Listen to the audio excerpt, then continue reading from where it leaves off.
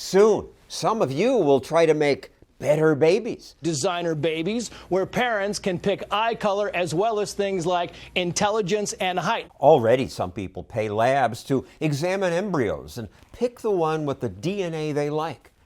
People choose the gender and screen for diseases. But so far, you've been limited to harvesting genes that exist naturally. But that will soon change. For the first time, Chinese scientists use new technology to alter DNA in human embryos. The design babies are supposed to be immune to many diseases. Hung Jian-Kui says the twin sisters were born with immunity to HIV. He was put under house arrest. Sheldon Krimsky, who's advised our government about genetic engineering, says the Chinese are right to punish that scientist. There's absolutely no justification for creating a eugenic society. Most Americans agree. There's a poll here on designer babies, and it asked whether it would be okay to boost intelligence. 83% say taking medical advances is going too far. Of course they say that. Philosophy professor Jason Brennan says people always resist new medical innovation. When you have any kind of intervention into the body that's new, people think it's icky.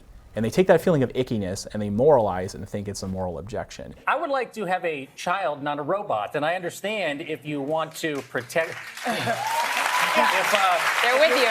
I mean, where does it stop? You know, and I think the other thing is there should be things that we leave up to God, to the universe. You know, one of the Bush daughters telling me that God doesn't want it, I'm not really sure I'm going to take her word for it. If God appears before me and says, don't do this, I'll stop. But why would God say stop? We already give our kids music lessons, braces, tutoring, karate lessons, any advantage we can. Why not also give them better genes? Imagine, he says, a world where people are much smarter, maybe smart enough to avoid wars, to take us to other planets, and other things we can't even imagine.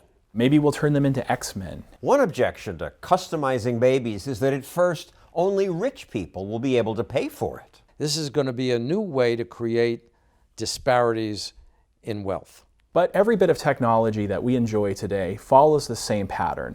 You look in your automobile and you have a CD player, an MP3 player, and a GPS. All of these things, when they first became available, were incredibly expensive. The rich pay the infrastructure to develop the technologies, and then they spread and they become commonplace for everybody to have. Cassette player or GPS system, people can live without. But if some kids are smarter and taller and faster, that's just really unfair. But we can make it so that everybody is healthier and happier and But the rich stronger. get raised first. They do get raised first, and then they pay for everyone else to be raised second. Rich people got a lot of things first. Airplanes, LASIK surgery. Then the prices come down. Even if this price came down for this, it would create more injustice. If some people are better, we're all better off for it. Einstein's existence helped everybody. You can't use the argument that because we've had technological breakthroughs that have helped people, that every single effort on using technology is going to help people. You're just against change. You're on all these committees with the government. You just want to stop progress unless you give permission. You're an old fuddy-duddy. I love change, but I think that there are some boundaries. You know, there are some things that shouldn't be fuddling around with.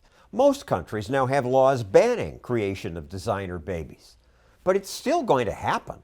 So say here in the US, where you're not allowed to buy a kidney if you need one, that doesn't mean people don't buy kidneys, they just go and buy them elsewhere. Banning this kind of technology will just guarantee that it will be available only to the super rich and only to the politically well-connected. It's going to happen anyway, somewhere. Well, if it does, it doesn't mean it should happen in the United States. Once other people start doing this, we'll all feel we have to keep up. It's not so clear why that's a problem. If everyone is making their kids healthier and stronger and smarter and less prone to disease, and you feel social pressure to go along with that, well, good. Shouldn't you do that as a parent for your child? I would. I'd want to use science to help my descendants be all they can be.